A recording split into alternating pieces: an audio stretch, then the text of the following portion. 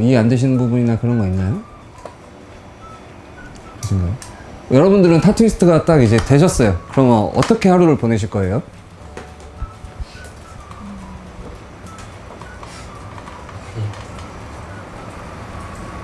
장르를 좀 많이 생각해요. 장르? 내가 자기만의. 정한 장르, 아. 무한들 네네.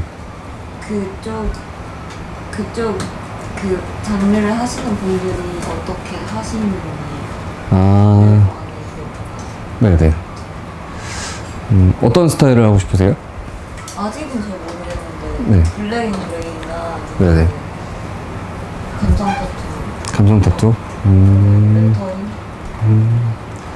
그러면 이제 그런 그림적인 부분은 좀 예외로 할게요. 당연히 이제 힘을 쏟아야 될 부분이고 기본적인 부분이기 때문에 장르나 타투 실력을 위해서 하는 거.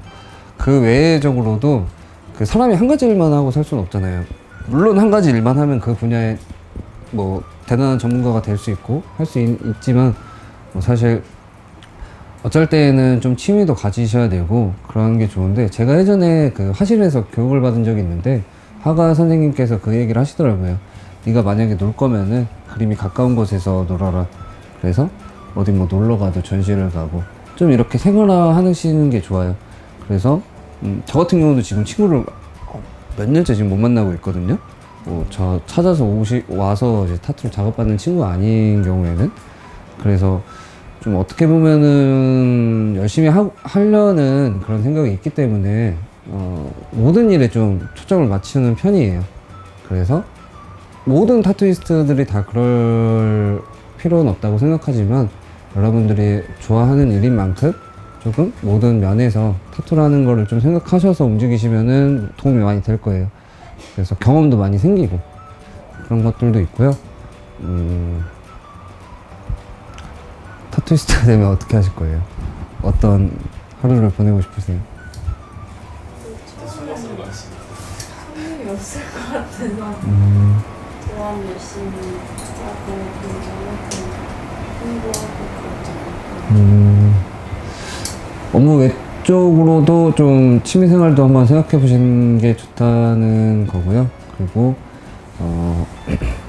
좀 스트레스 받을 때도 사실 있죠. 사람이고 이제 사람을 상대하는 일이기도 하고 그리고 자기만의 그 그림을 갖고 거기서 오는 스트레스도 굉장히 크고, 그래서 슬럼프도 올 거고 뭐 그런 것들이 많은데, 좀 한 가지는 작업이 없다고 해서 좀 스트레스를 받아 하시는데 처음에는 이제 나중에 가면은 이제 조금 그런 것들보다 자기 개인의 좀 삶이나 아니면 개인의 실력을 올리기 위해서 좀 다른 것들을 연구를 많이 하는 편이에요.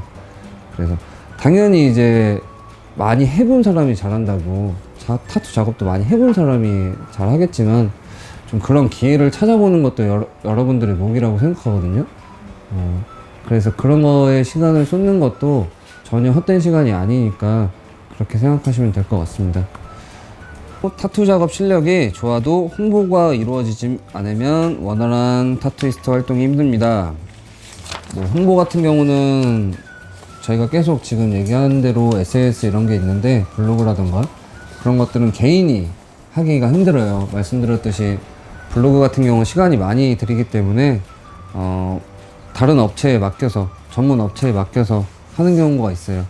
그래서 그런 경우 돈이 좀 금액적인 경우가 많이 들겠죠. 그래서 경제적인 기반이 좀 있어야 된다라고 보시면 되고요. 그런 것도 어떻게 보면 투자라고 생각도 해요.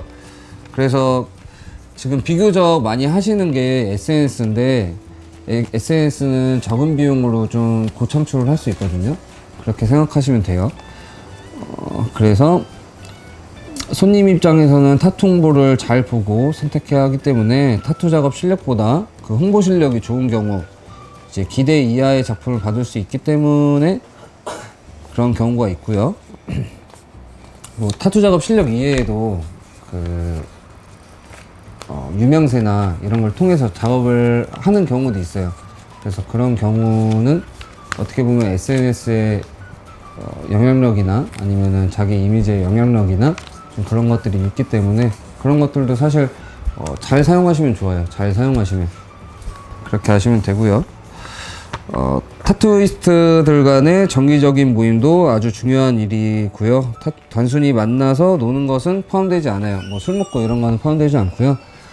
서로 간의 평가가 가능한 모임은 타투이스트 개인은 물론 전체적인 타투 문화 발전에 도움이 됩니다.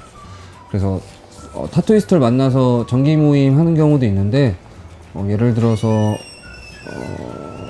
콜라보나 아니면 그 미술관을 대여해서 전시하는 경우도 있고요.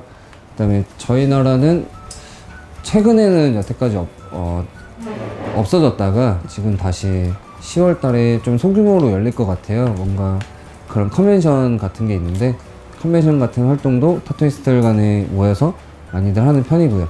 이거 그 해외에서는 그 컨벤션이나 이런 게 매년마다 일어나고 있어요. 그래서 거기 가면은 정말 많은 아티스트들과 교류를 하고 있기 때문에 좀 나중에 더 관심이 있으시다면 그 컨벤션 나가시는 것까지 고려해 보시면 될 것 같아요.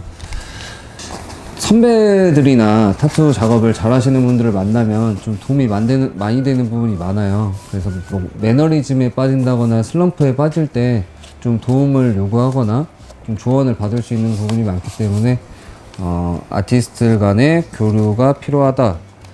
그리고 뭐 지역적으로 만나는 경우도 있고요. 지역이 가까운 거리의 사람들하고 좀 교류하는 것도 좋고, 아니면 시간을 내서 다른 지역까지 가보시는 게 좋습니다. 그래서 타투 초년기에는 기술 습득을 위해서 모이는 경우가 많은데, 자주 만나다 보면은 자연스레 기술적인 부분만이 아니라 그 외에 많은 것을 배울 수 있습니다. 단순히 타투 실력을 높이기 위해서 모이는 것이 아니고 서로 상호간 정보를 교환함으로써 자신의 부족함을 느끼고 다가올 타투 문화에 대비할 수 있습니다.